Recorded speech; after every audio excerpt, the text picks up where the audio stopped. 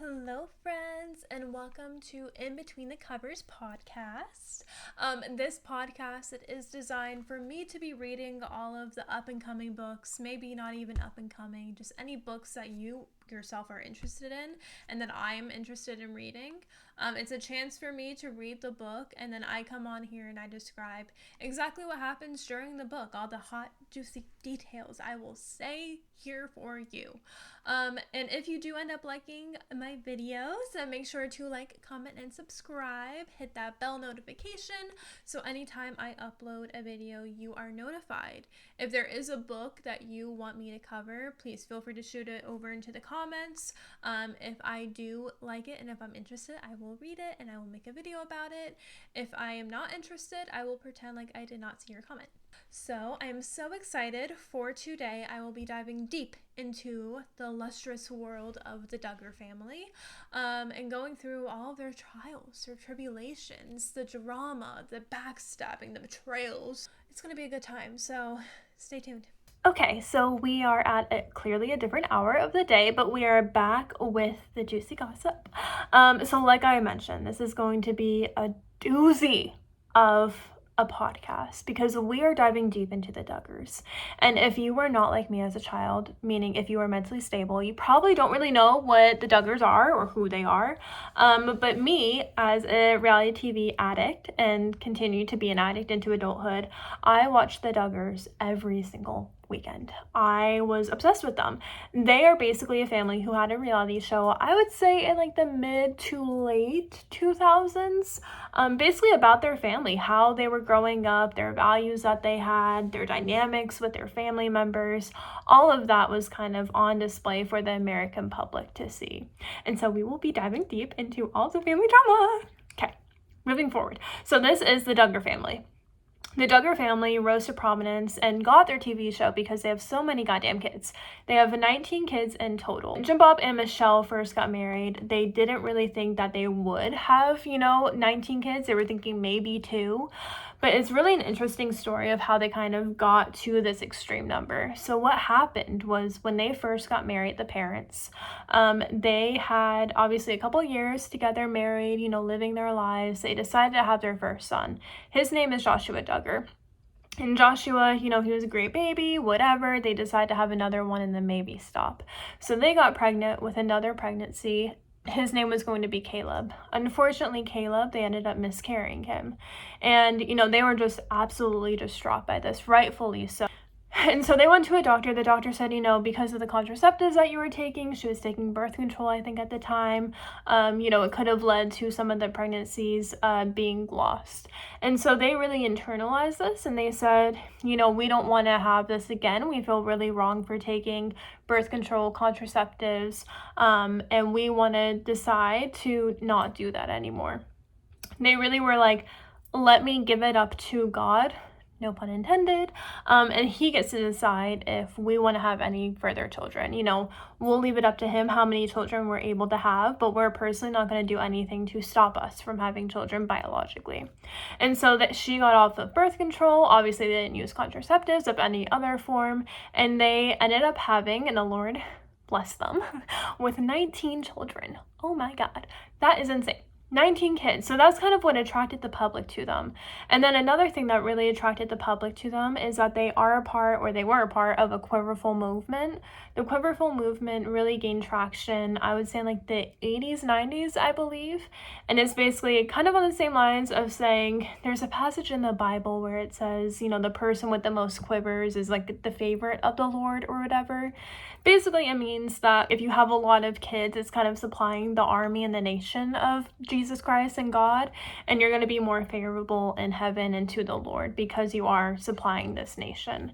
And so they really believed in that. They, had a very big family and they only associated with big families. They also gained traction because of just the way they lived their lives. They were extremely oddly dressed compared to the general American public. If they went to the beach, they'd have to wear prairie dresses. If they, wanted to date somebody, they'd have to get their parents' approvals, and they could only date through courtship, which is, if you don't know, a very extreme form of dating somebody. It's more serious, where your intentions are for marriage. You can only do side hugs. A lot of these kids ended up saving their first kiss for their wedding day.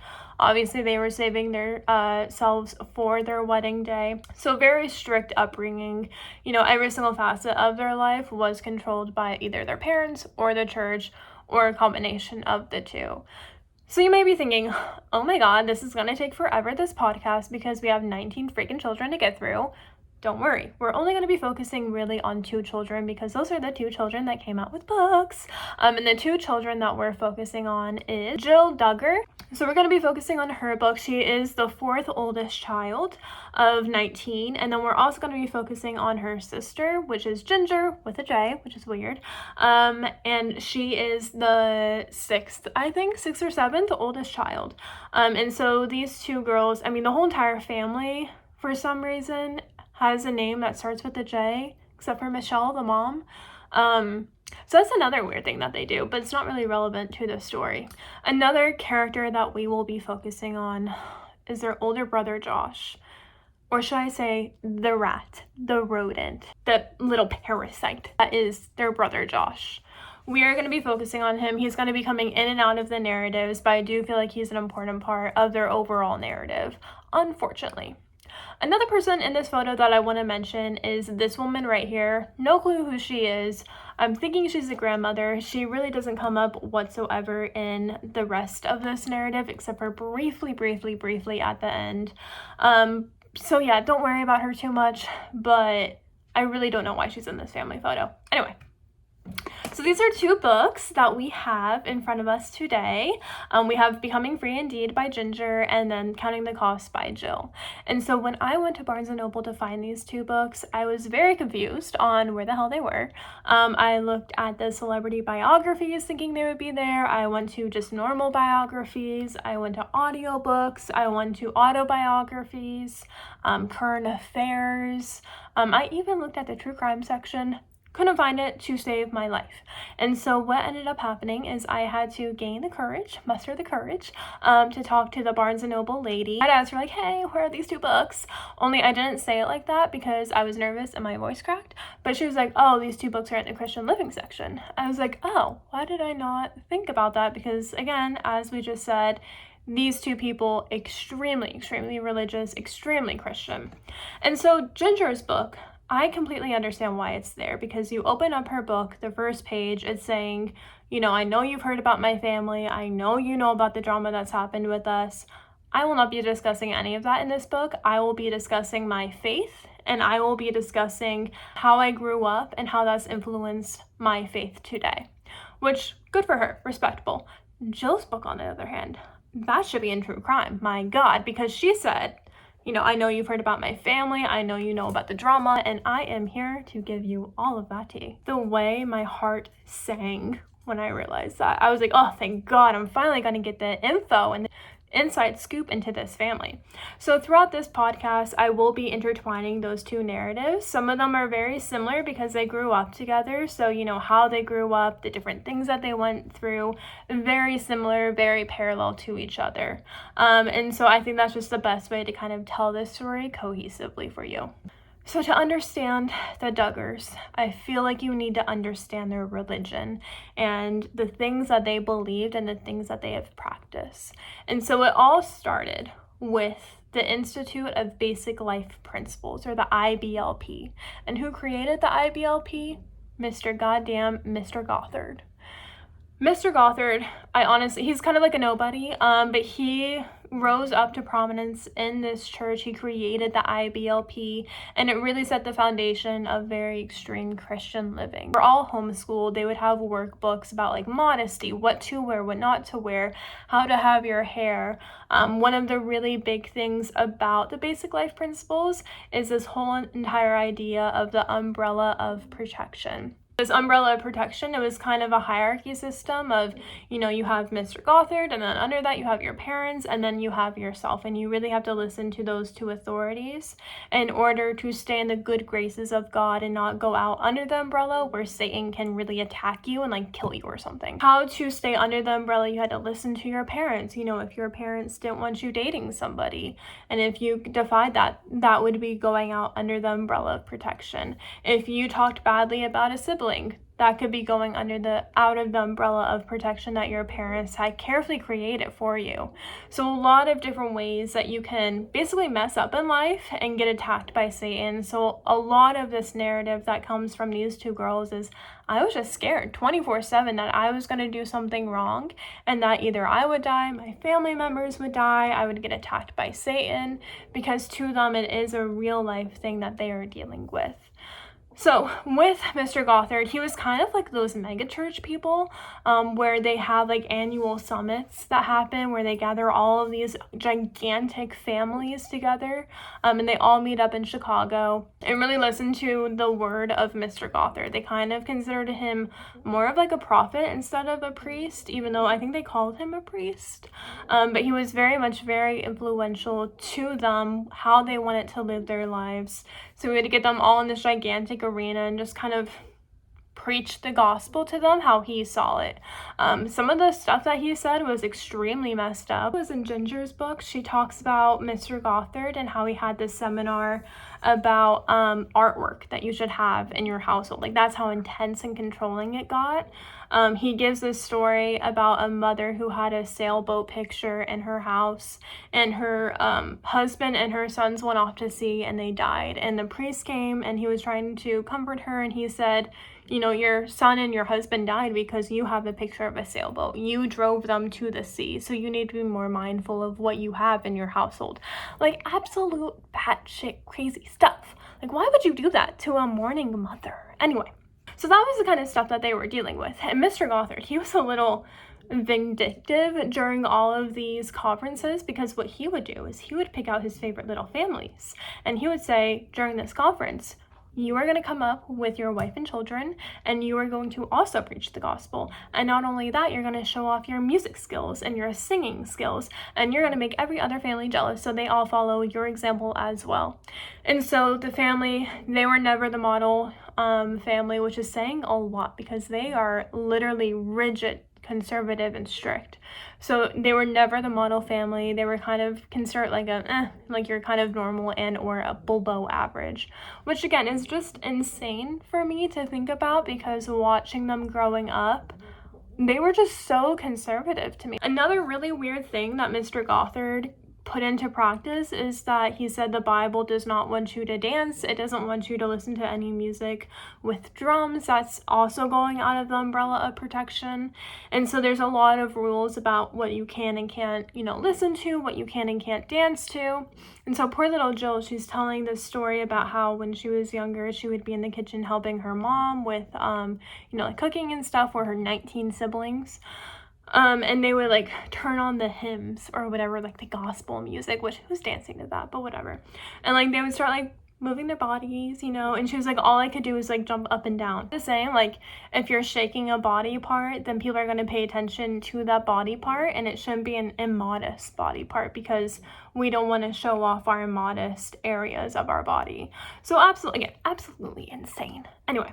And so the kids really obviously internalize this. They're like, I am going to hell if I, dress a certain way, if I act a certain way, if I have an immodest thought, like I am going to hell. I'm going to be attacked by Satan.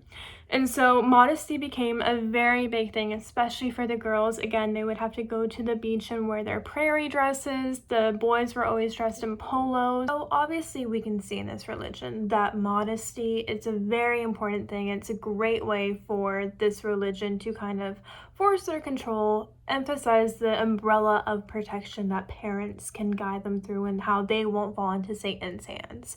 So modesty, it becomes essential for these kids. They are homeschooled, they have little pamphlets telling you what you can and can't wear, and a really big theme during this time is that men and young boys cannot control their thoughts. So it is up to the woman to control what they're wearing, to make sure they're not putting undue pressure onto men and they're not putting nasty thoughts into their heads. But shocker and surprise, boys just have nasty little thoughts because they're nasty. A lot of victim shaming here, like girls at the end of the day do not control what other people think about them. That's up to the person themselves. But I digress. What the Duggars do during this time is that when they are out in public and they see an immodestly dressed girl, what that means, God knows, they will shout Nike to their brothers. So their brothers will avert their eyes until the coast is clear and until the immodestly dressed girl has passed. Again, I know, cuckoos for Cocoa Puffs, but this is what this family is. And so one day they see an immodestly dressed girl, and the girls in the family, they start kind of like slut shaming this girl. And the mom, Michelle, she goes, "No, sweethearts," because she has a very soft and loving voice. She never raises her voice. She's one of those people where it just does not go up to that octave, like me. So she says, no, girls, like, we do not slut shame people. We'll pray for them, and we won't act that way because we're Christian. But she's kind of a hypocrite, and she says, before I found Jesus, I used to mow my lawn in a bikini, which is, what? And so that's kind of like the first taste we get of Michelle saying, I really didn't grow up the way that I am now raising you. I grew up in a more, not as conservative household. I would say probably a more normal household to the normal American family living in this country. And an interesting thing is that when the Duggars later run into problems, her school friends will come out and do interviews. They'll say, Michelle, she has an innocent little voice. But was she innocent in high school?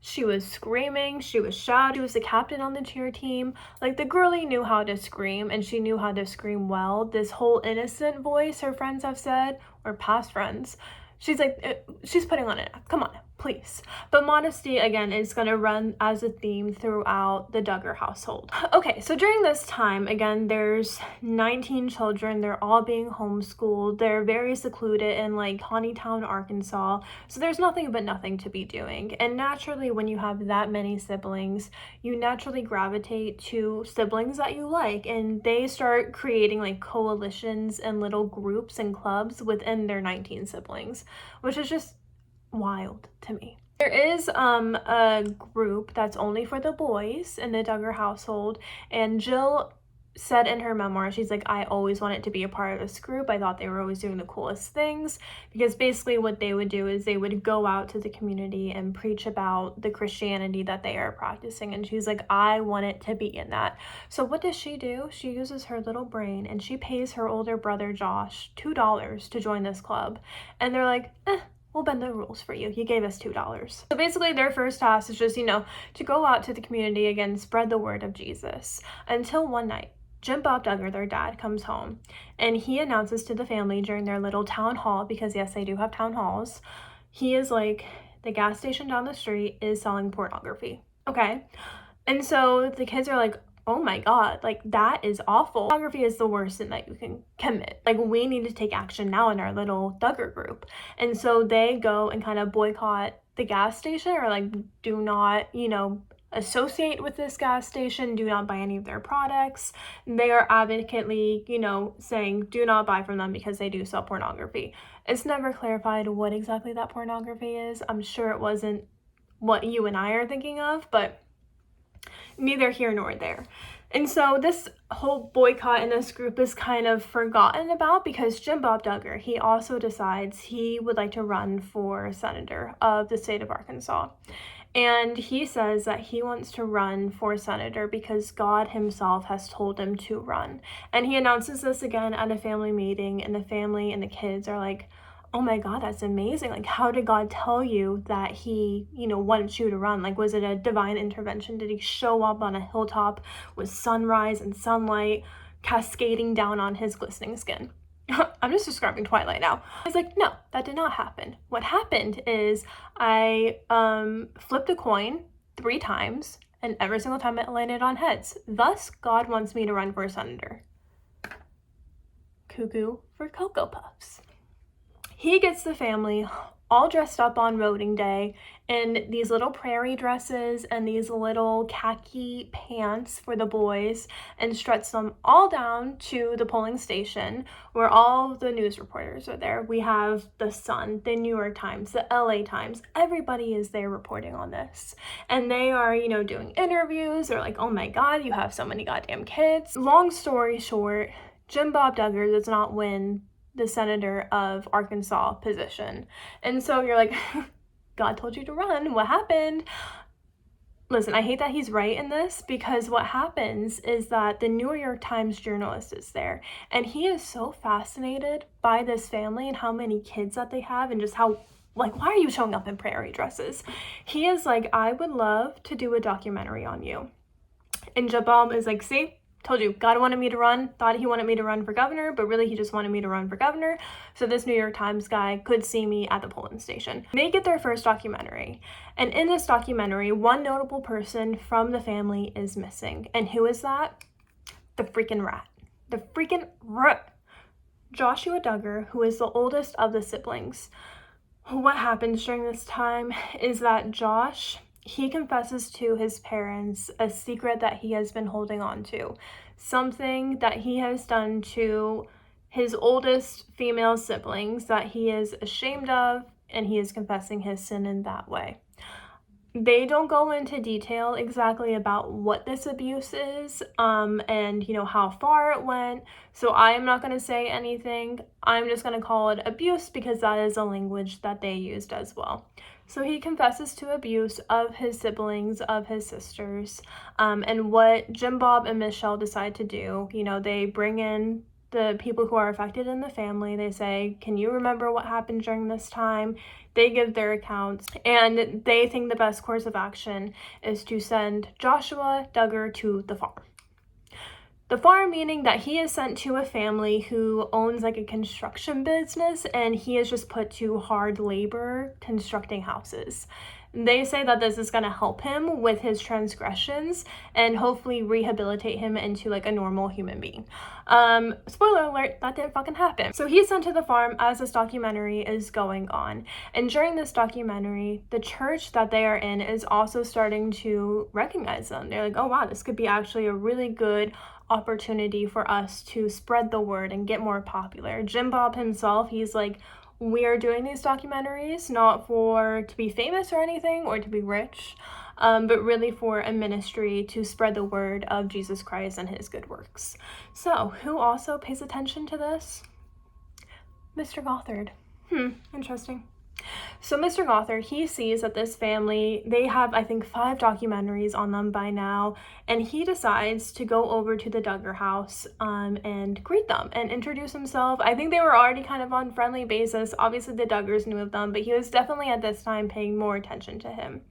So Gothard comes over to the Duggar house with 50 Romanians. Never described why 50 Romanians are there, why there's 50 of them, but he comes with 50 Romanians, which is just really funny to me, like a whole army he's taking with them. And like the Duggars line up like military style outside of their household in a line. They shake Mr. Gothard's hand.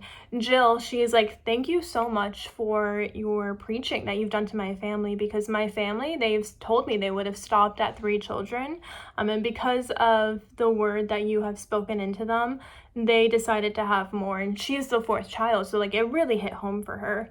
Jinger, during this time, it's really funny, she mentions that like she played foosball with him, and she was so like grateful to lose at foosball to him, to like show him respect, and show him that like she was respecting her elders by not winning at this game. She also calls him short, which is a dig, but again, neither here nor there. So during this time, they're getting more and more popularity about their family. You know, everybody wants to know about them. Everybody's just enamored by like how weird they are. And so not only the Romanians come, we have British people coming over, speaking weird stuff to them. I think we had the Japanese come over, and we have the Russians. It's always freaking Russians. And so the Russians come over and they're kind of doing like a propaganda video of like why big families are good, because they want to take that back to Russia, use it as propaganda to increase their population size. It's been a goal that they've been trying to do. And they're having a conversation with the kids and they're like, yeah, like we're going to show this video and we're also going to promise every mother who gives birth to a child a refrigerator. That doesn't make sense. Why are we giving out refrigerators? During this time as well, and I don't know if it happened during this visit, but somebody who's been in and out of the house ends up stealing Jinger Duggars' diary.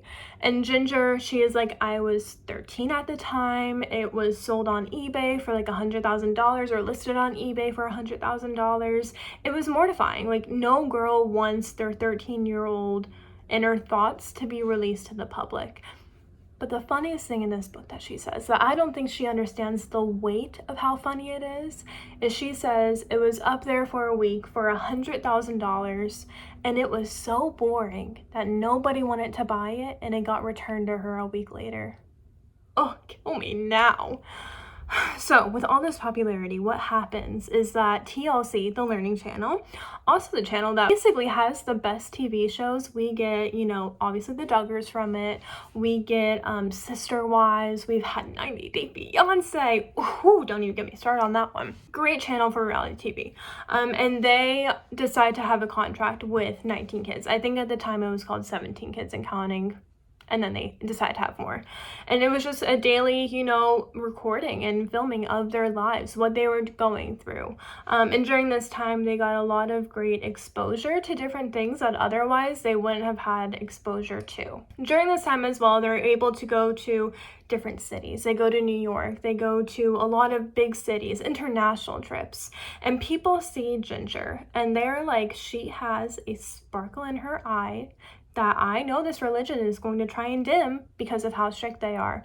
So some stay-at-home moms create this whole entire website for Jinger Duggar called Free Jinger.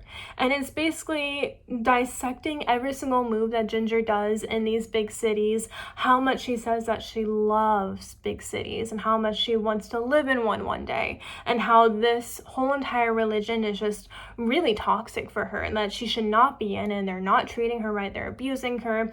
And Jinger in her book, she's like, I did not ask for any of this. I actually really enjoy having religion. Like I would never want to not have a religion. I enjoy that structure that it provides. These housewives were just insane. So that's funny that they were just kind of making up a story in their head that Jinger was like, I don't know why the hell I was singled out during all of this. That's insane. This is also the beginning of the end for the family, even though they technically have just begun. So what happened is, again, this show is gaining traction. They're going on interviews. They're going on, let's say, like Ellen. Oprah also wants to have them on this show. Oprah is like, book the tickets. You're coming to Chicago to film an interview with us. A couple days before the filming is set to take place, she gets an anonymous letter. And this letter is telling Oprah about all of the things that Joshua Duggar has done in the past to his siblings. And Oprah, she is like, cut the fucking cameras. You are no longer invited. I'm canceling your tickets immediately, and I will never have you on this show. At the time, we didn't know that Oprah was sent this letter. It comes out later. And at the time when it does come out, we are wondering, how did Oprah get this letter? Who sent it to her? What had happened is Joshua Duggar was courting a girl at church. Courting, again, it's like you're intending to marry this person even though you're like 12. And so he was courting this girl and he decided to confide in her about everything that he had done in the past to his siblings. Very unclear if she decides to write this letter to send to somebody or if she's just writing it to get it out, get it released from her body, never to see the light of day ever again. But either way, she writes a letter and she sticks it into a book, puts it back on her bookshelf for a couple of years. A couple years go by and her friend is over at her house and they say, hey, like I would really love to borrow this book. can I have it for, a couple of days while I read it? And she's like, yeah, sure, go ahead. Not realizing that the letter is still in there. Obviously, the friend finds the letter. She sends it to the police and is like, hey, don't know if this is true, but you need to look into this. So the police get a hold of it, go back to the family. They talk to the family about everything that's happened. The girls have to give a confession of their detailed events, re-traumatizing them of this horrible, horrible incident that happened. And it's just a really dark time for the family. Obviously, because this was church members, the church also has found out there's been some rumors about what has gone on, and the church is gossiping about them behind their backs. Jim Bob is hearing it through the grapevine. He doesn't like that, so he's like, I'm leaving this church. Like, I don't want to follow this anymore.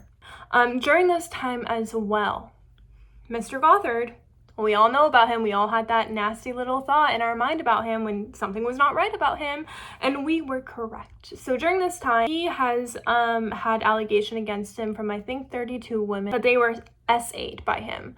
And so this is very strong allegations, and he has to step down from the church. And so everything just kind of crumbles after that. And in the church, it was kind of joked about and known about throughout the women of having Gothard girls. So Mr. Gothard, if he thought you were attractive, if he liked you, he would fly you out to headquarters to do tasks for him, to work in his office. All very weird, all closed behind doors, and he only liked blonde females. So one of the Duggar girls who was blonde, she was invited to Chicago. They don't go into detail on if she ever went, if anything ever happened, if she was one of his victims, but he is accused, and he is basically exiled from this church that he's kind of created and spearheaded.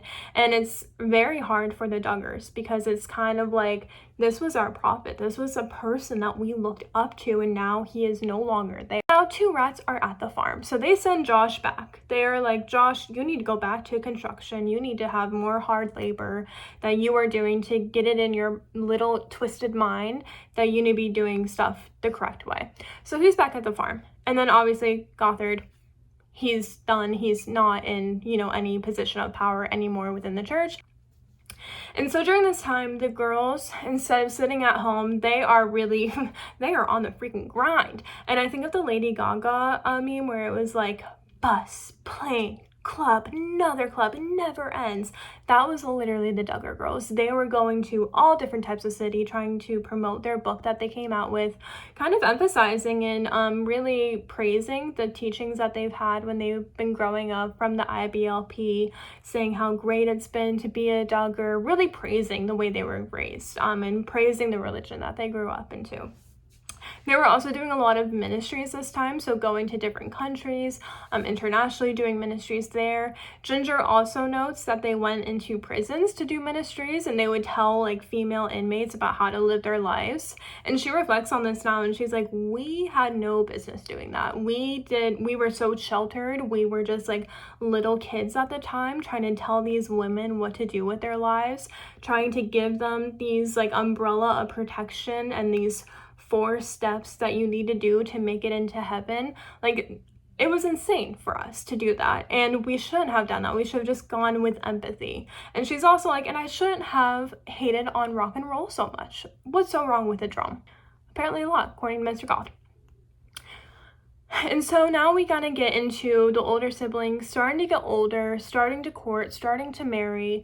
And Jill, it's time kind of for her to get married. And so she's like, I don't find one single man that's not repulsive, which, same. And her dad somehow found this man, Derek Dillard. He had been a missionary overseas in Nepal, doing his ministry for, I think, 2 years.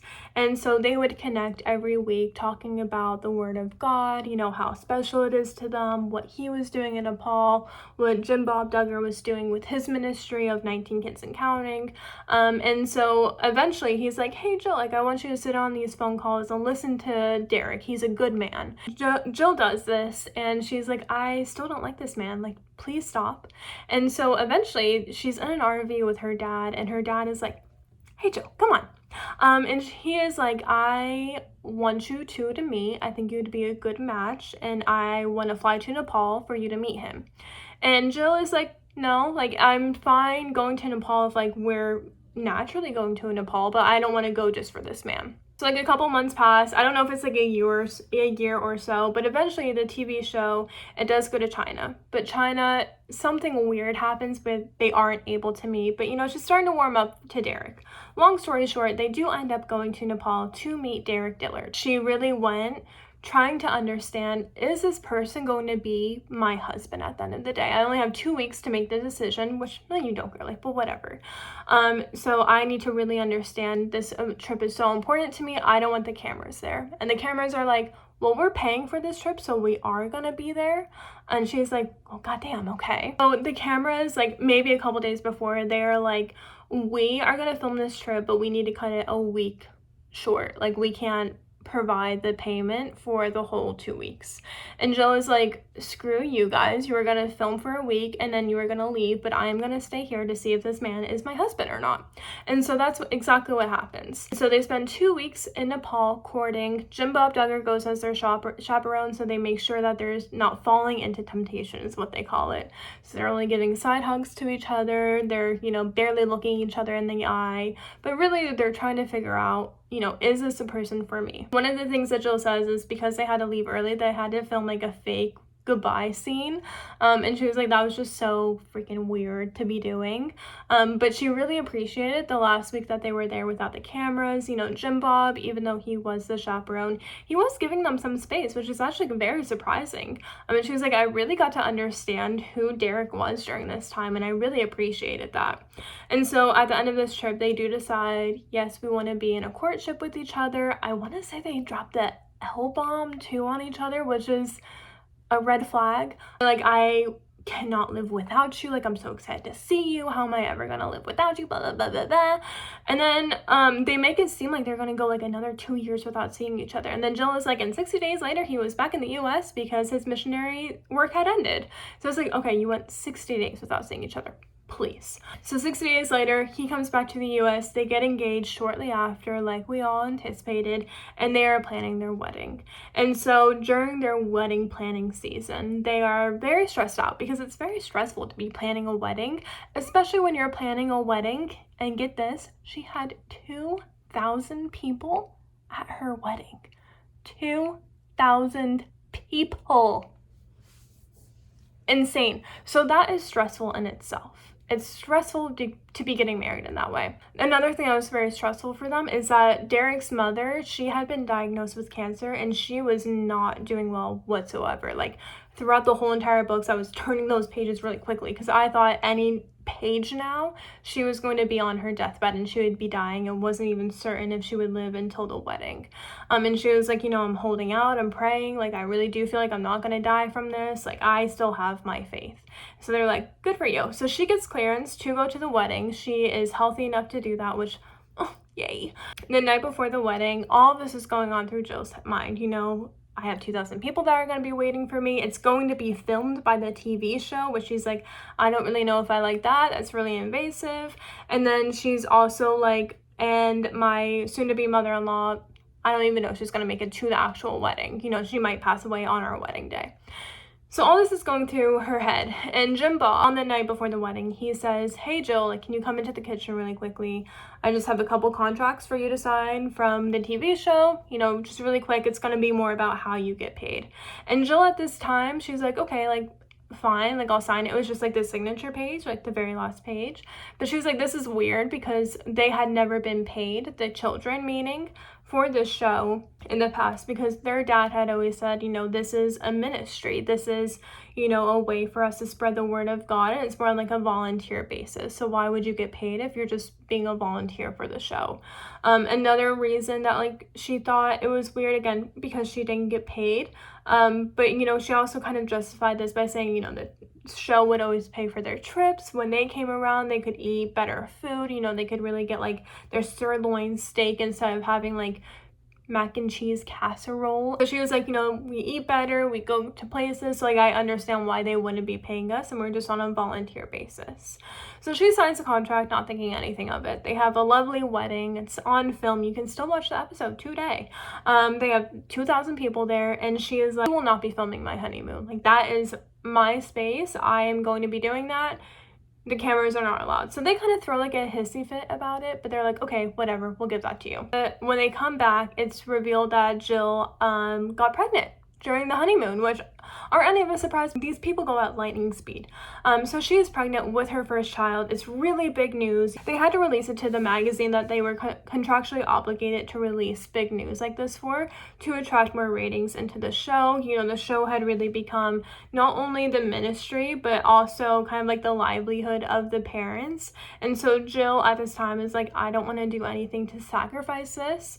Gothard's teaching of always obeying your parents as well is also very, very close to her mind of, I just need to do what my dad says, and what he thinks is best is going to be best for me. She has a healthy baby boy. It's a very, very intense labor. She's in labor something ridiculous, like 68 hours. She is in labor. It's very painful. She has to go to the hospital because they usually like to have at-home births.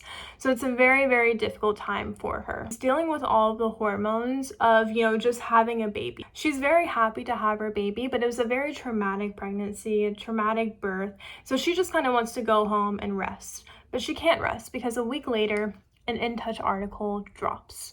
And this In Touch article goes into detail about everything she had told the police earlier in her years about what Josh Duggar had done to her. And so she is just mortified. She's re-traumatized by this horrible, horrible thing that happened in her past. She has to relive all of it. And she is just like, this is the worst possible thing that could happen to us. And so she is dealing with these emotions. She's dealing with being a new mother. She's dealing with her, you know, darkest secret being exposed to the public now. And everybody is outcrying to have Josh Duggar be put behind bars for what he has done. And the parents, they go out and they say, you know, Josh, he was just naturally curious. Like, he didn't do anything wrong. He's grown out of that behavior. So publicly, they are defending him. They are protecting him. And it is just such a hard time for her. She feels so exposed. She has paparazzi and news people and journalists outside of her door constantly trying to get her picture, trying to get her thoughts onto the subject matter. And she's just like, I do not want to do any of this. Also, very irrelevant, I did not know that Katie Holmes was Tom Cruise's third wife, but apparently he has been married 3 times. And he also never married this person. Whatever. So what happens is they have another family town hall, and in that town hall, Jessa, her sister, her younger sister, and Jill, they're like, we want to publicly defend our parents because, you know, she still sees her parents as people who really nurtured her, really care about her, and she does not see them at fault. She sees Josh at fault, and she's mad at the magazine and the police and the county for being able to release this information because it's very illegal to release these police reports. She doesn't really understand how that happened. So she's like, my parents really aren't at fault for it. Yeah, it kind of sucks that they're defending my brother in this way, but like, I want to save the show.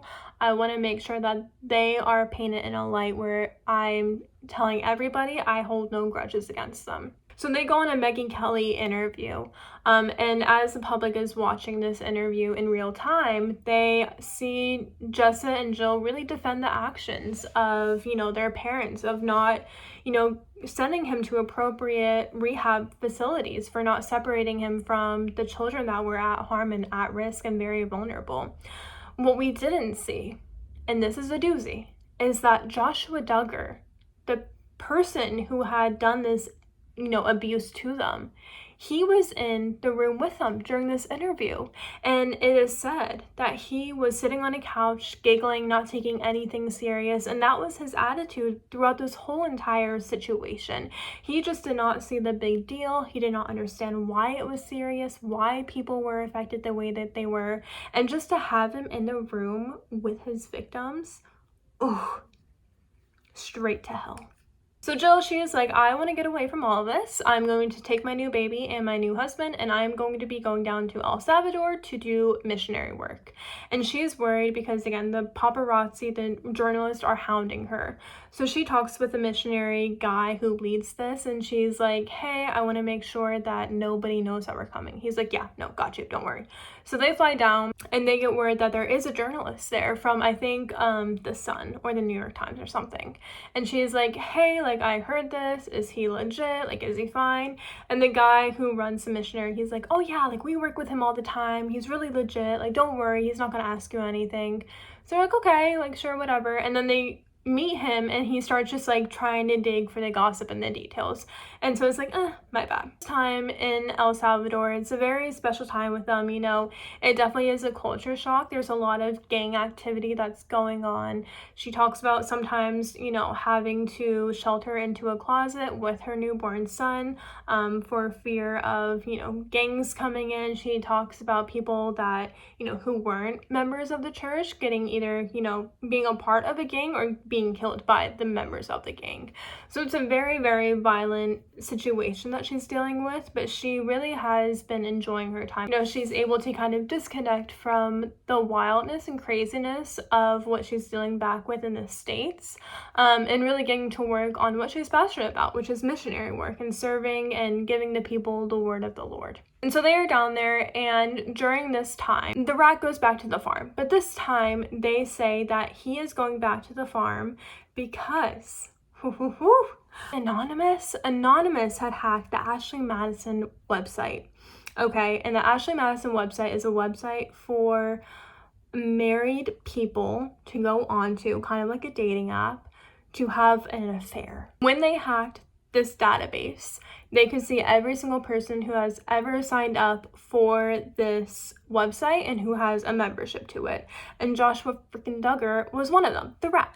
And not only was he one of the people who had subscribed to this website, he was somebody who paid extra in a package they called an affair guaranteed, where it's like, we will make sure that you have an affair. We will make sure. At this time, he was married, I think, with 5 children, and he very ironically was living in Washington, D.C., and he was on the committee of, like, family planning or something. So somebody who was, like, actively against, like, pornography, of affairs. It was all about being a good, wholesome man to the family. So all of this is very ironic that he is doing this. And so he is sent back to the farm, back to, you know, rehab, actually this time, for a pornography addiction, he says. Jill is just like, I don't even want to talk to him. Like, this is disgusting that he is continuing to do these same actions. She's really getting fed up with him at this point. Now 19 Kids and Counting is canceled. Once this Josh situation came out, TLC was like, we don't really want anything to do with Josh and any association with him, but we do want to create a show called Counting On with Jill and Jessa, the two that did the interview with Megyn Kelly. And it's going to be highlighting more of like the older kids, their journeys, and continuing on with their narratives, excluding Josh. But his wife can still be a participant in this. And so, you know, Derek, her husband, is like, hey, where's our money been for like any of this? Like, it would really help. We're on a mission. We're trying to fundraise for our mission. And we would really appreciate if we could get, you know, the money that we think is due to us. And so, you know, during this time, they're also like, it is weird that your parents are protecting Josh so much during all of his scandals that he's had. Because also with Ashley Madison, you know, the parents double down on like, Josh is a good kid. This is just, you know, a lapse in judgment. He's just naturally curious. So it's like, it is weird that they're protecting him, but not you, Jill, on you being the victim and you having to relive all of this. Like, they don't seem to realize that. And Jill's like, yeah, like, I was feeling the same way, so I'm happy you brought it up. So they're talking money with the dad. And the dad is like, listen, I will pay you $80,000 for all of the work that you have done on 19 Kids and Counting. And Derek, he is a finance major. He worked at like Walmart headquarters in their like accounting department or whatever. So he speaks money. So he does the little calculations and he is like, that equals minimum wage. If I take the amount of years that Jill has been on the show to the 80,000, you're paying her $10 an hour. But Jill in her head again is like, well, it's nice that he's even doing this. Like, you know, this was a volunteer basis, so I'm happy to get anything. During this time as well, she just drops a tidbit that their security guard who had been in like the British FBI dies randomly, and then it's like never really brought up again. And so during this time, production of the show is like, okay, we're gonna start this new show, Counting On with Jill and Jessa. Jill, you need to come back to the States and start doing promos and taping for it because we need you here because your name is on the freaking show. And Jill is like, I'm willing to spare a day for you, a couple days. I just need to be in El Salvador until this date because that's what I've committed and contracted with my missionary organization. And the production is like, no, you need to be here at this date, which is going to be before her contract ends with the missionary. And she's like, well, I'm not going to be doing that because I care about my mission work more. And I don't have a contract with you guys. Like, no. And they're like, well, actually, you do have a contract with us. And in this contract, it says that you need to be here at this date at this time. And so she's like, well, send me the freaking papers then. And they're like, no, we don't want to do that. Just know you're under contract and you need to come with us. What happens here is that the day comes and passes of when she has to go to, I believe it was Texas, for the promo shoot. She does not go. She's like, I'm staying in El Salvador because I don't believe you guys have a contract. I don't remember signing a contract saying that I had to be obligated to do this. And so on the day that she's supposed to be in the US, she gets a knock at her door. She opens it. It is her mother in El Salvador and her father with a video camera. And she is just like, what the hell are you guys doing? Because they have bad blood at this point right now because he's been very weird with the money, Jim Bob, the father. She's not feeling great about production. So it's a whole big thing right now. She finds out that she is pregnant with her second baby during this time. And again, People Magazine has the inside scoop. They have to release this information to People Magazine before they release it to anybody else for fear of leaking. People Magazine wants the inside scoop into this so they can make a profit, they can market it. And Derek at this time is like, this is weird. Like, normal people do not do this. And Jill is like, yeah, I know, but like, this is my family. We've been doing it for forever. So like, let's just go along with it and not make waves. And he's like, yeah, sure, whatever. Like, this is clearly not a battle that we can pick to fight. Like, there are greater battles out there that we should be standing on. She is pregnant with the baby in El Salvador. They decide to go back to the States to have the baby. And the baby, very similar to her first, it's a very traumatic birth with it taking forever. She tries to do it naturally. She gets an epidural, and then she ends up right at the end of her labor having a very intense pain. And she's like, this pain was so intense that it went through my epidural. I felt like I was dying, and she has no clue what is happening. So at this point, the doctors are worried for her life and for the baby's.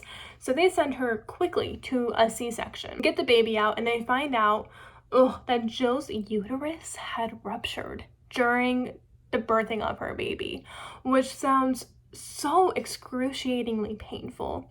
And so she's not freaking out. She's like, I don't know if I can have another baby. Plus, the doctors have just told her that her baby, when they did some of like the health checks, he had a little bit of internal bleeding in his brain. And this is just devastating to her. She's just like, I do not know what to do with this information. Like, I don't know if my new baby is going to be okay, and I also don't know if I'm going to be okay, if I'm going to be able to have more kids, because the same thought runs in her mind again of, it's God's will for us to have as many kids as we can. And a part of that doctrine that they've been taught is even if it's against the mother's health, it's still advisable for you to have a baby. Even if the doctor says this will kill you, if God wants you to get pregnant, he will get you pregnant, and you cannot interfere with that. So she's kind of like freaking out a little bit inside. And she is just praying her little wits off that her baby is fine. Also, forgot to mention, Derek's mom, how she had like cancer and stuff, she comes out completely fine. She prayed it away. She made a miraculous recovery, and she's very involved with her life. So yay, good for her. So during this time when they have 2 kids, they're like, we definitely don't want to do the show anymore. That's not something that's in our life goal right now. We want to go back onto missions. Maybe El Salvador is not going to be the place for us, but we want to work with international missions. And so they have an interview with them. International missions is like, yeah, you guys are great. We just need to make sure that you are not under contract with anybody before we bring you on and assign you a mission. And it's mainly about like, we don't want any publicity coming to this mission. Like, you're really doing the Lord's work here. And so Jill and Derek are like, yeah, like, we're not under any contracts. And they're like, well, you need to prove that you are not under contracts with TLC. And so they ask TLC, they say, hey, can you send us a form, since you still have not shown us this contract that you're saying that you have of us being under contract? Can you send it to us saying yes, you are not under contract. They are able to be released by the state. And they are just dodging that question randomly. They do not want to answer it. They're not responding to her. They're ghosting her. They're trying to get her back on the show. And she's just like, I do not want to do this. This is not a thing that I want to be doing with my life and with my career. I want to fade into oblivion and just do my mission work. And during this time as well, people thought they got kicked off the show because they refused to film, so they just weren't being shown anymore. And they thought that they were kicked off because her husband Derek did have some non-politically correct tweets that went out about the LGBTQIA community. TLC, I think it was just really good timing for them to be like, yeah, we don't want you on the show, and you don't want to be on the show, so it's better for us to part ways that way. And so she's like, great, can you send me like the paperwork to show the international board? And they're like, well, you're still under contract with us for a whole entire year. And so she is just like, what the hell? And they ended up lying about this. They were actually able to be released that year. And they could have gone to the International Mission Board and been like, hey, here's our paperwork. But at that time, the International Mission Board was like, you kind of took too much time for this. Like, we're going to go a different direction, apply again. But applying again and interviewing, it would have taken years to do. So she's just like, we just need to find a new direction in our lives. This direction is going to a church that is not like a church where they had grown up in. They go to what Jim Bob Duggar would call a two-child church, which is his normal church, with a bunch of different people. And at the same time, Jinger is having that same epiphany. Jinger, at this point in her life, is seeing her older sister, Jessa. She is courting a man who did not grow up in the way that they did. She's dating a man who is still Christian, still believes in the Lord, but is not as insanely religious and conservative and strict like they are. And so during this, her mind really starts to open up into maybe outsiders aren't that bad that my parents and my church and my, gospels have told me about. And she really starts looking into the Bible, and she's like, okay, those principles that I've been taught of girls not being able to wear pants, where does it say that in the Bible, And she starts deconstructing her faith in that way of saying this is a lot of man-made rules of what they think is best for us to do as Christians, but it's not necessarily coming from the Lord himself. And what really tips her over the edge is when she meets her now husband, Jeremy, which they're pictured right here. Aren't they so freaking cute? So she starts hanging out with Jeremy, and Jeremy is just, a doll to her. He really likes her. He's courting her. But again, he's kind of like Ben, her brother-in-law who's dating Jessa. He has been, outside the church. They're not associated in any way with the church that Jinger has been going to. And they're really meeting a lot of different people, both Jinger and Jill, at these new churches. They are meeting people who have tattoos, who have nose rings, who have lived completely different lives, have lived in big cities, small cities. People from all walks of life are coming to these churches for the common purpose of finding solace in religion. And she's like, these people are not as bad as they made them out to be during my childhood. I shouldn't be scared of them.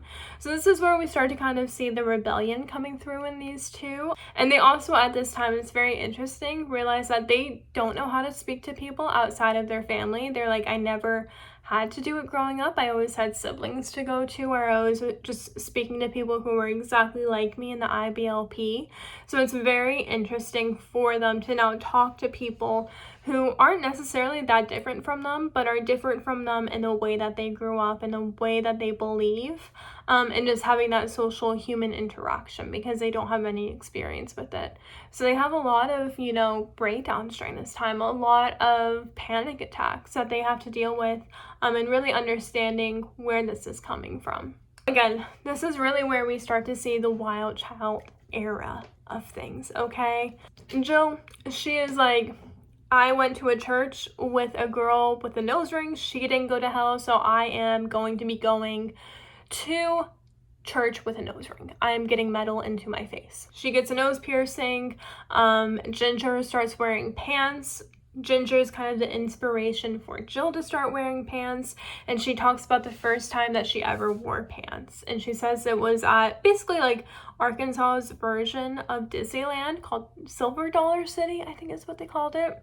And she was wearing leggings with like a very long flowy top over it, and she had somebody ask her for a picture, and she was just so nervous. She was trying to cover it up with like her bag and her shirt and like posing a certain way, so people didn't realize that she was wearing pants, because she knew this person was probably going to post this picture, tag her. And a psychotic thing that Jim Bob Duggar does is he has Google alerts for all of the Duggar siblings. So the second this picture gets posted, he is going to see it and be like, why is my daughter wearing freaking pants when I told her she's going to go to hell if she does that? Not only does this happen, but she's enjoying her little day at Arkansas's Disneyland, and she sees her family. Not without any cameras. No, they're just there enjoying their day too. So she is dodging them behind bushes, going on rides that they know they're not going to go on. She is trying her hardest to avoid them. And at the very end of the day, when she's almost made it through, they see her, and they see her wearing pants.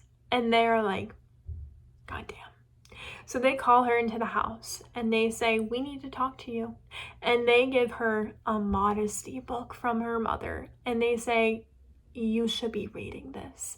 And not only do they say that, at this meeting they say, let us know if your husband Derek would like some rehab assistance, because we saw a picture of him drinking a beer. I mean, Jill is just like, what the hell? Like, I wore pants. My husband drank a beer on a Saturday.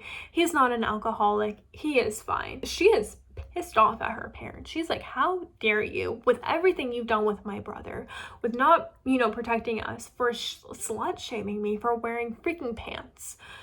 That is not acceptable. So she writes a letter to her father, basically saying, I don't appreciate the way that you've been treating me. I'm not, your little slave anymore.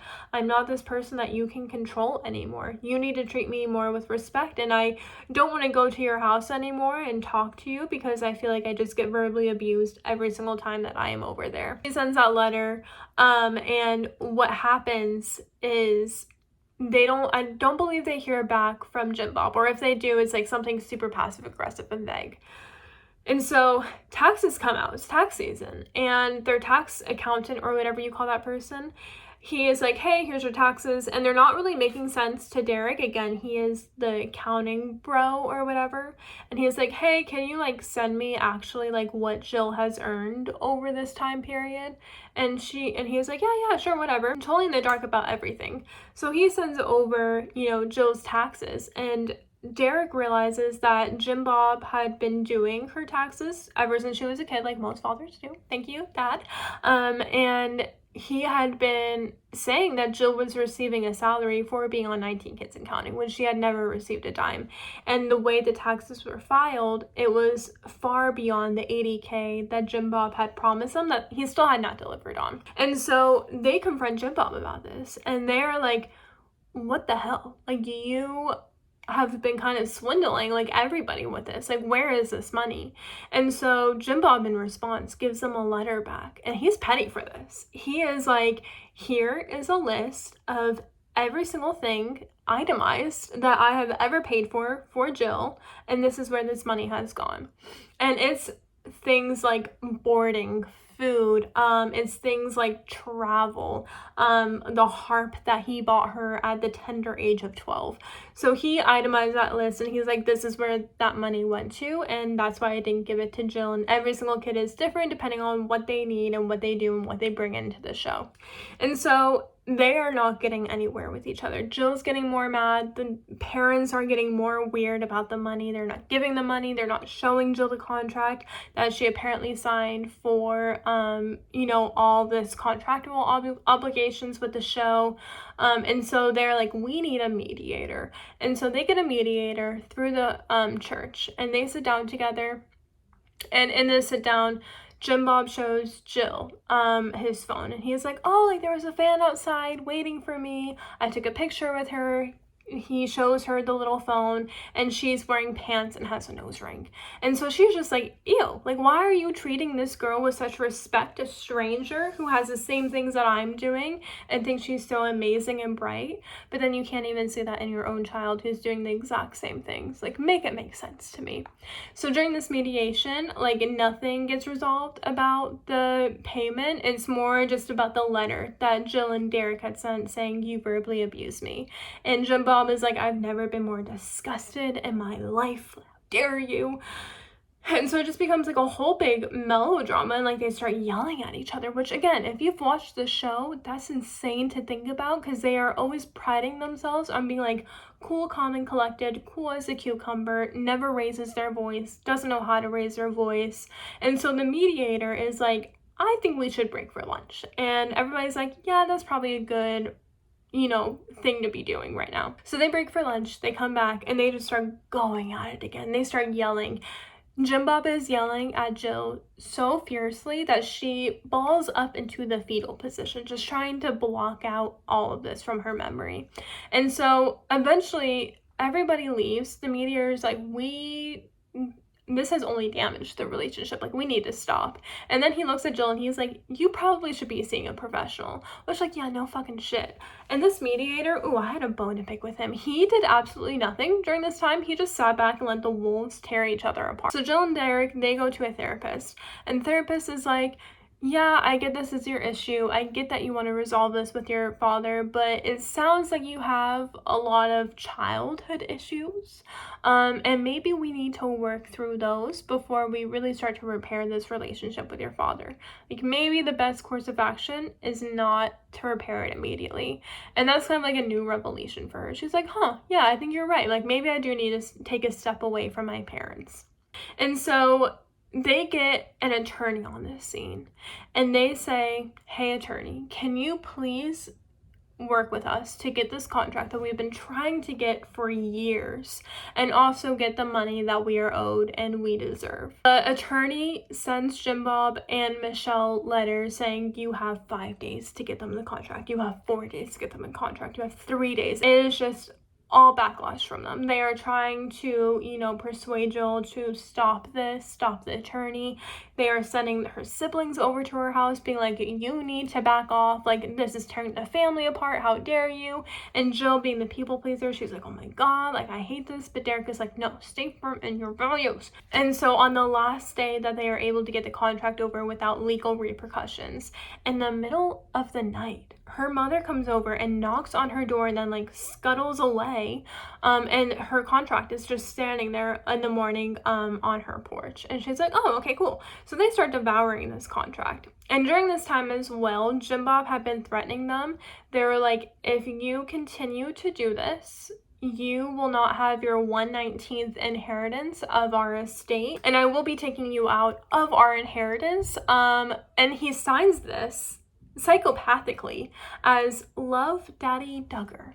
Bitch, shut the fuck up. And so they start devouring this contract and devouring the taxes and what is estimated that this show that they've been doing for years, for like 10 years now, is valued at and is worth. And they come to the conclusion that this show has made the family as a whole over $8 million. And Jim Bob only wanted to give the kids $80,000, if we remember. And so they're like, this is insane. Like, we've brought in so much money for this show because we had our wedding taped, we, had birth announcements.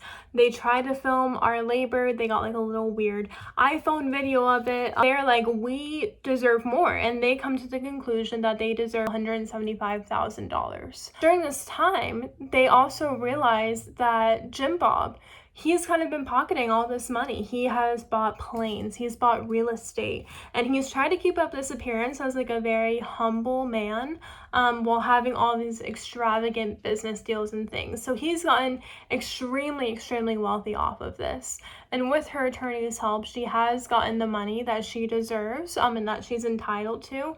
But again, it's only $175,000 from $8 million.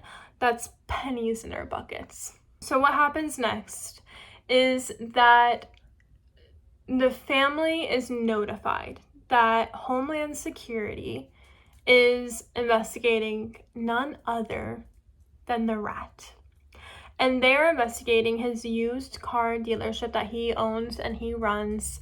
And they're not really sure exactly what is happening. Her parents are out to the public. They say, this is all rumors. Joshua is not getting investigated by Homeland Security. This is just rumors. And then immediately afterwards, her siblings call her. They're like, we just had another family town hall, and mom and dad did confirm that Josh is getting investigated by Homeland Security. We still don't know why. And so the story goes that during this time, Josh had been on the dark web viewing inappropriate images related to his past charges. He had been viewing CP is what I'll call it. And when they went to confiscate all of his computers, his hard drives, he was like, why are you guys here? And they were like, better not to ask any questions, just like hand over the material that we need, the Homeland Security people. And Josh Duggar, he says, with all of his chest, he says, oh, wow, weird. I hope nobody's been looking at CP here. Joshua. So they have to go to trial again. Homeland Security has to interview Jill again about what has happened to her as a child related to these charges. And she has to be re-victimized all over again, re-traumatized by this horrible event that's happened to her and continues to haunt her into her adulthood. And she goes to the trial. She sees her brother there, just how dismal he is. And she is like, he needs to be put away. Like, he is clearly not learning his lesson. He had so many chances to grow and thrive, and he just went down a horrible, horrible path. So what happens to the Rat? Justice is served. He ends up behind bars. He is still in prison to this day for CP, but I do believe he is going to be released. He has 7 young children, in which time upon his release, he will need to be supervised when he does see them or see any child. So it's a very, very sad ending, but one that definitely needed to happen in his story. And so what happens to the girls? What happens to the girls that we've been following? They're thriving. They're doing well. Jill, she goes out now. She feels less anxious. She feels more freedom. She's enrolled her sons into public school, which is kind of taboo for the Duggars. Homeschooling, it was definitely the way they wanted to go so they can maintain that control of Gothard's teachings. So she decided, public school, I need to do this to kind of break that cycle of my family. She's drinking pina coladas on her date nights with Derek, and he is drinking a beer and not getting threatened to go to rehab. And they had another baby, which is so sweet for them. I'm very happy. They wanted another kid, it seems like. So I'm happy that her body allowed that. It seems like it was a healthier pregnancy of, not as traumatic. So now she has 3 very healthy baby boys. Jinger, on the other hand, she has 2 little girls now, and she lives in Los Angeles with her husband. They own a ministry, and she's currently trying to still disentangle her faith. She said at the end of her book, I've done a lot of work to see what is and what is not God's word, and what's created by men, these weird rules that I would follow. But at the end of the day, I still believe in Jesus. I still find my solace in him, in Christ, and I want to continue disentangling my faith. That's going to be a lifelong journey for me. So both kind of realized how they grew up. It was very cult-like. It was very controlling. And it's not something that they want to pass down into their children. Oh my God. So that is it. Can you believe we are freaking here? Thank you so much if you've made it this far in the video. I really do appreciate it. I hope you learned about the Duggars, about some of the things that they've gone through, their triumphs, their pitfalls, and are able to stay with their story. I will be linking both of their books down below. Definitely go and purchase them. They will be on Amazon. They're in any bookstore, I imagine. I see them at Target all the time. But yeah, definitely go and check those out. And again, if you want to comment and subscribe down below, and make sure you like this video, comment with any books that you want to see next, and I will be reading them, possibly. But thank you all so much for the support. This is my first time doing anything like this, so I know it's a little bit rusty, a little bit new. These will get better as we go along, but I'm just really excited to talk about books. I love them. It's my favorite hobby that I get to do, and I'm excited to share that hobby with all of my babies. So until next time, I hope you do well, and I will see you soon between the covers.